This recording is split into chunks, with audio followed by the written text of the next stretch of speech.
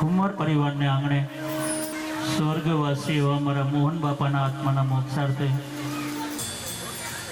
માતાઓ મારા કુદરતની કરામત તો જુઓ કે આજે જેમનો પ્રસંગ છે ને એમની જ ગેરહાજરી છે। મારા બાપ સાથે રહેતા હતા પણ કોણ જાણી શકે કાળને કે કાલ સવારે શું થવાનું। મારા મોહન દાદાને પણ આવું પરિવાર છોડીને જવું નહોતું,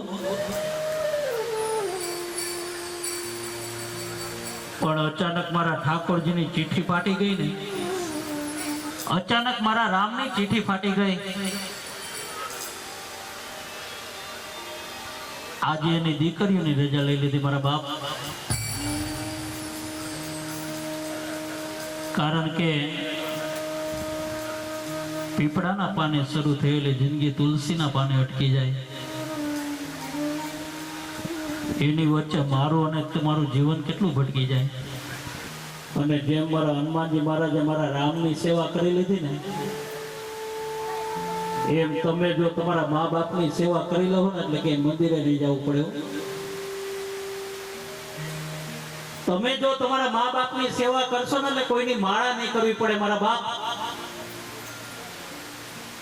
તમે જો તમારા મા બાપની સેવા કરશો ને એટલે સ્વયં મારો હનુમાનજી મહારાજ તમારા દર્શન કરવા આવશે।